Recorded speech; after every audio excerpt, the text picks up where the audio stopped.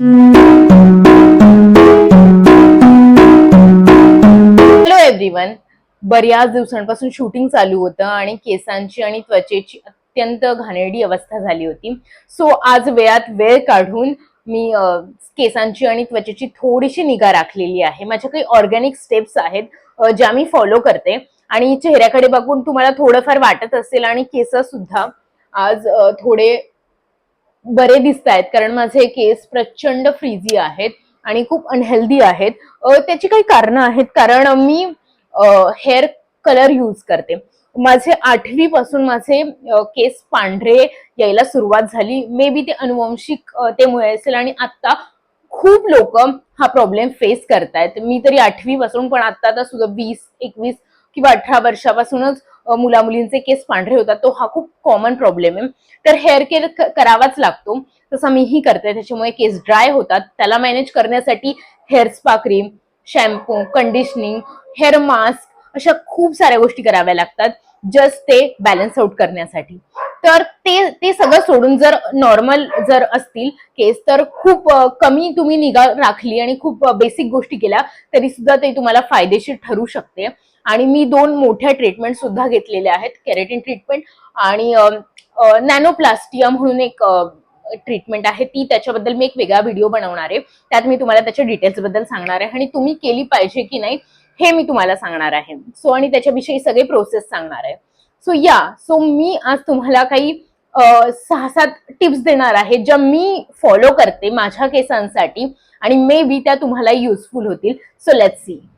So पहिली basic गोष्ट म्हणजे तुमच्या स्क्रंचीज आणि रबर्स, तुमचे कोम्स, तुमचे सगळे कंगवे, ते सगळे तुम्ही वॉश केले पाहिजे. कारण तुम्ही जर आठवडाभर तो कंगवा यूज करत असाल, ते हेअर एक्सेसरीज यूज करत असाल, स्क्रंचीज यूज करत असाल, तर त्या आपल्या केसांचे बॅक्टेरियाज, घाम जे काही असेल ते आपल्या केसांवरतून त्याच्यावर ट्रान्सफर होणार, बरोबर. आणि आपण जेव्हा केस धुतो, आपण आपल्या स्कॅल्पला क्लीन करतो, आपल्या केसांना क्लीन करतो, पण आपण स्क्रंचीज आणि ते कोम्स असतात त्याच्यावर ज्या बॅक्टेरियाज आणि जी घाण असते ती तशीच राहते. सो आपण जे जरी स्वच्छ केलं आणि आपण ते परत यूज केलं तर त्याचा काही फायदा होणार नाहीये. सो एक खूप बेसिक गोष्ट आहे, एक कंटेनरमध्ये किंवा एक मग असतो, त्याच्यामध्ये एक शॅम्पू, आपला 1 रुपयाचा शॅम्पू मिळतो, मी तोच यूज करते. कुठलाही शॅम्पू चालेल, असं नाही की आपल्याला ब्रँडेड शॅम्पू पाहिजे. यासाठी अत्यंत आपल्याला 1-1 रुपयाचे शॅम्पू मिळतात, ते शॅम्पू घ्यायचे आणि ते त्या पाण्यामध्ये टाकायचे, त्याचा फेस करायचा, त्याच्यामध्ये सगळे स्क्रंचीज, सगळे कोम, सगळे एक्सेसरीज त्या सगळ्या टाकायच्या, त्याला क्लीन करायचं, सुकवायचं आणि त्याच्यानंतर ते यूज करायचं. आता तुम्ही म्हणाल की हे प्रत्येक वेळी करणं पॉसिबल नाही, प्रत्येक हेअर वॉश नंतर. सो म्हणून मी माझ्या कंगव्यांचे 3 सेट किंवा मी बऱ्याच स्क्रंची सुद्धा घेतलेले आहे. अगदी 10 ते 50 रुपयापर्यंत स्क्रंचीज मिळतात. तसे मी ऍटलिस्ट, माझ्याकडे तर बरेच आहेत, पण तुम्ही ऍटलिस्ट 10 घेऊ शकतात किंवा 2 ते 3 कोम ठेवू शकतात. सो तुम्ही महिन्यातून एकदाच सगळे एकत्र वॉश करू शकता. सो दुसरा पॉइंट अत्यंत इंटरेस्टिंग आहे. सो ह्यात 2 प्रकारे तुम्ही एक आपण म्हणू शकतो एक ऑर्गॅनिक किंवा नॅचरल स्प्रे केसांसाठी.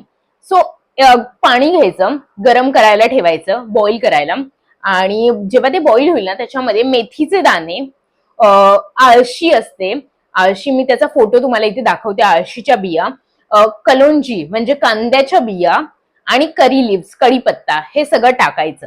ठीक आहे. आणि जर तुम्हाला वाटत असेल तर एक मिक्सरमध्ये एकदा ते फिरवून ते टाकू शकतात, अदरवाईज डायरेक्ट टाकलं तरी चालेल. आणि ते उकळलेलं पाणी अर्ध्यापर्यंत येतं तोपर्यंत त्याला उकळवायचं आणि एका कंटेनरमध्ये स्टोर करून ठेवायचं. 1 आठवडा, हे 1 आठवड्यानी बरेच तुम्ही हेअर वॉशच्या आधी सुद्धा ते स्प्रे करू शकता, किंवा डे टू डे लाईफ मध्ये तुम्हाला असं वाटत असेल की केस थोडे डॅमेज होत आहेत तर तुम्ही स्प्रे करू शकतात, किंवा तुम्हाला माहितीये तुम्ही घरीच आहात तर तुम्ही स्प्रे करू शकतात. जर बाहेर जाणार असेल तर करू नका, कारण मग त्याचा वास येऊ शकतो किंवा केस खूप असे स्टिकी होऊ शकतात. सो प्रचंड प्रचंड फायदा झालेला आहे मला याच्यामुळे. याच्या आधी मी लिटरली कांदा कापून कांद्याचा रस काढून केसांना लावायची, पण आता हे सगळं करायला एवढा वेळ नसतो. So this is the best option. मी एकदा बनवलेलं पाणी मला 2 ते 3 महिने आरामात जातं. आणि दुसरं आपण करू शकतो, हे सेम एक्झॅक्ट प्रोसेस तेलामध्ये करू शकतो. कारण कसं आहे ना, आता माझं स्कॅल्प आहे खूप ऑइली, मी परत तेल लावणार ना तर माझ्या ते ऑइल प्रोडक्शन जास्त होणार आणि केस माझे ऑलरेडी ऑइली आहेत, पण ज्यांचे खूप रफ आहेत किंवा ड्राय आहेत त्यांनी हे नक्की यूज करा तेलासोबत, कारण तेल सुद्धा नरिश करायचं काम करतं. सो हे 2 यूज करू शकतात. आणि तिसरं खूप प्रचंड सोपं आहे.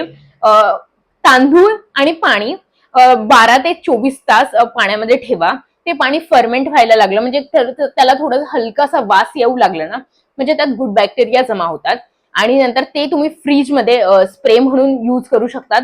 पण फक्त एकच सांगेल की ह्याचा प्रचंड वास येतो आणि जर तुम्हाला वास नको हवा असेल तर तुम्ही त्याचे आईस क्यूब बनवू शकतात, पण ते तुम्ही फक्त चेहऱ्याला लावू शकता. Ice water is a very useful, प्रचंड उपयोगी आहे.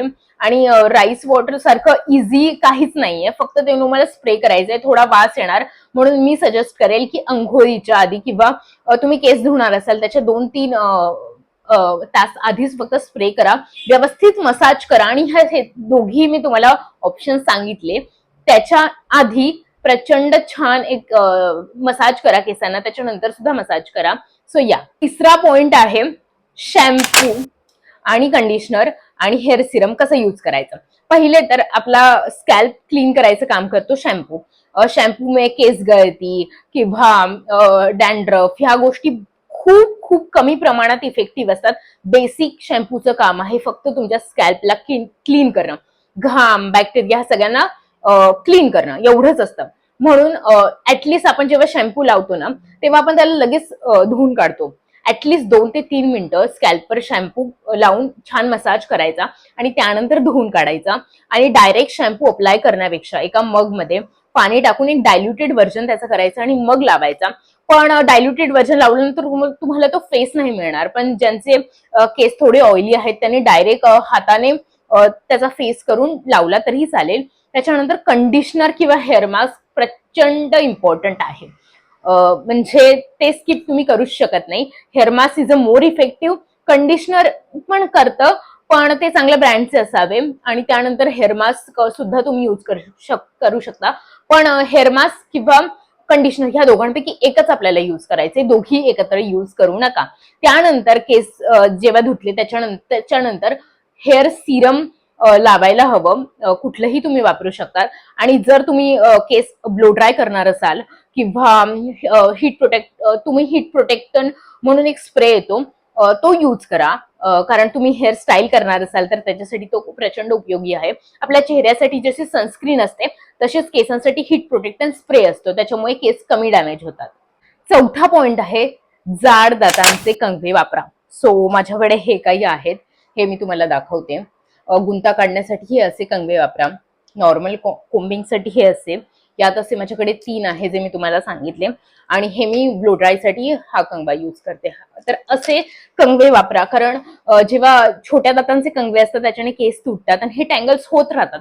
तर तुम्ही जितक्या वेळा करणार तितकी केस तुटणार.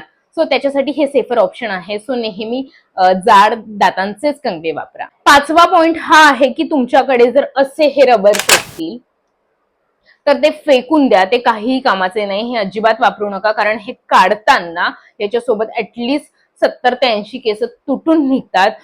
त्याच्या जागी ना हे खूप छान स्क्रंचीज मी वापरते सॅटिनचे. हे सॅटिनचं आहे, हा फरचा आहे. तर असे माझ्याकडे बरेच आहेत. तर असे स्क्रंचीज मध्ये इन्व्हेस्ट करा, अत्यंत स्वस्त मिळतात, 20-30 रुपयाला मिळतात. तर प्लीज प्लीज प्लीज सॅटिनच्या स्क्रंचीज किंवा फरच्या स्क्रंचीज ज्या केसांना सॉफ्ट असतील त्या यूज करायला सुरुवात करा. झोपण्याच्या आधी आपले केस व्यवस्थित वेणी घाला, प्रॉपर वेणी घाला, कारण कसं आहे ना झोपेत केस इकडे तिकडे जाऊन त्यात प्रचंड गुंता निर्माण होतो. त्याच्यासाठी मस्त छान पक्की वेणी घालायची आणि तुम्हाला सकाळी जेव्हा तुम्ही उठाल तेव्हा तुम्हाला छान सॉफ्ट कर्ल्स त्याचे येतील आणि ते अत्यंत छान दिसतात. सो एक नॅचरल कर्ल सुद्धा होतील तुमचे केस आणि प्रोटेक्टेड राहतील त्या गुंता होण्यापासून आणि त्याची लाईफस्टाईल वाढेल. आणि सेकंड, तुम्ही बाईकवर फिरत असाल किंवा तुम्ही स्कूटी चालवत असाल, तुम्ही ट्रॅव्हलिंग करत असाल तर प्लीज प्लीज प्लीज केस बांधा, केसाची वेणी घाला किंवा ऍटलिस्ट स्क्रंची वापरा, काहीतरी करून केस बांधून ठेवा. त्याच्यामुळे खूप फायदा होईल, कारण त्या हवेमुळे केस उडतात, खूप खूप डॅमेज होतात केस. सो प्लीज केस बांधून ठेवा जेव्हा तुम्ही प्रवास कराल. हा एक एक्स्ट्रा पॉइंट आहे, तुम्हाला जमला तरच करा. तुम्ही जेव्हा रात्री झोपाल ना तेव्हा एक सॅटिनचा कपडा आहे, तो अत्यंत स्वस्त मिळतो, 50-60 रुपयाला मीटर असा एक सॅटिनचा कपडा घ्या आणि त्याच्यावर डोकं ठेवून झोपा. कारण मी जसं तुम्हाला सांगितलं की हे केसांवर सॅटिन खूप सॉफ्ट, फ्रिक्शन होत नाही, केस तुटत नाही, खूप छान राहतात. सो केसांना एक फील्स गुड येतो. त्याच्यामुळे सॅटिनचा जो कपडा असतो त्याच्यावर झोपा. आणि ते सुद्धा पॉसिबल नसेल तर प्लीज प्लीज प्लीज तुमच्या ज्या उषा असतात किंवा तुमच्या बेडशीट्स असतात त्या प्लीज धूत जा, चेंज करा. दर 6 महिने ते 1 वर्षामध्ये त्या पूर्ण चेंज करा. किंवा ऍटलीस्ट कुशन कव्हर असतील त्या प्रत्येक 3 ते 4 दिवसांनी धुवायलाच पाहिजे. त्यानंतरचा पॉईंट हा आहे की तुम्ही वेळोवेळी थोडे थोडे केस स्टीम केले पाहिजे. कारण खालून आहे ना त्याची जी नरिशमेंट इथून जेव्हा सुरू होते ना, जसं झाड असतं, झाडाची नरिशमेंट मुळापासून सुरू होते आणि ती प्रत्येक फांदीला पानापर्यंत जाते. तसं आपल्या केसांचं सुद्धा असतं, रूट पासून ते सुरू होतं, इथून इथून इथून आणि खालीपर्यंत जाऊन ते. तर कधी कधी काय होतं ना, आपले न्यूट्रिशन जेव्हा कमी पडतात ना तेव्हा ते खाली पोहोचतच नाही, त्याच्यामुळे ते ड्राय होतं. म्हणून तुम्ही बघितलं असेल केसांची जी खालचे जे हे असतात, लेंथला असतात, तर ते नेहमी ड्राय असतात किंवा डॅमेज असतात किंवा स्प्लिट एंड्स असतात. त्याच्यामुळे तुम्ही वेळोवेळी खालचे जे केस असतात, जे डॅमेज झालेले, जे खरं तर त्याचा काहीच उपयोग नसतो, ते फक्त तुमचा व्हॉल्यूम ऍड करायला जर तुम्हाला वाटत असेल तर ते सुद्धा हार्मफुल आहे. तर तुम्ही वेळोवेळी जर कट राहिला तर केस अजून हेल्दी राहतील, अजून नवीन ग्रोथ येईल. सो वेळोवेळी ट्रिम करत जा केस. तर शेवटचा आणि सगळ्यात महत्वाचा पॉइंट हा आहे की तुम्ही वेळोवेळी हेड मसाज केला पाहिजे. तुम्ही सॅलॉन मध्ये जाऊन करत असाल, तुम्हाला तुमच्या घरी कोणीतरी हेड मसाज करत असेल, जरी कोणी नसेल तुम्ही स्वतःच्या हातांनी फिंगर टिप्सने व्यवस्थित हेड मसाज केला पाहिजे. केसांसाठी आणि आपल्या ओव्हरऑल बॉडीसाठी खूप इम्पॉर्टंट आहे. आणि तुम्ही एक काही योगाचे व्यायाम असतात, ते सुद्धा तुम्हाला युट्यूबवर मिळून जाईल की काय काय असतात, ते तुम्ही ट्राय करा. शीर्षासन करा. त्याच्यासोबतच एक खूप छान प्रोडक्ट आहे हे हेड मसाजर, हे मी विकत घेतलेलं आहे. खूप छान आहे. प्रचंड रिलॅक्सेशन दिसतं. हे असं प्रेस करून ठेवल्यावर हे असं गोल गोल गोल गोल फिरतं आणि ते तुम्हाला छान हेड मसाज देतं. जर तुमच्याकडे कोणी नसेल किंवा कोणाला येत नसेल तर हा बेस्ट ऑप्शन आहे. एक काहीतरी 400-500 रुपयाचं हे प्रोडक्ट आहे, पण अत्यंत उपयोगी आहे. तो अशा गोष्टींमध्ये इन्व्हेस्ट करा. आपण एकदा कुठेतरी खायला जातो किंवा एखादं छोटंसं काहीतरी खातो किंवा काहीतरी घेतो, एखादा शर्ट घेतो, त्यात इतके पैसे जातात. तर ह्या खऱ्याच गरजेच्या गोष्टी आहेत. आपल्या ब्रेनला किंवा आपल्या डोक्याला एक त्या मसाजची प्रचंड गरज असते, हे लक्षात घ्या. आणि तुम्हाला हा व्हिडिओ कसा वाटला हे मला कॉमेंट्समध्ये नक्की सांगा. आणि तुम्हाला जर हे प्रोडक्ट हवं असेल तर कॉमेंट्समध्ये मला कॉमेंटमध्ये सांगा, मी तुम्हाला लिंक पाठवते. आणि हा व्हिडिओ जास्तीत जास्त लोकांसोबत शेअर करा. आणि मला इंस्टाग्रामला फॉलो करायला विसरू नका, @grishma_bispuते. आणि प्लीज प्लीज सबस्क्राईब करा या चॅनलला. धन्यवाद हा व्हिडिओ पाहिल्याबद्दल.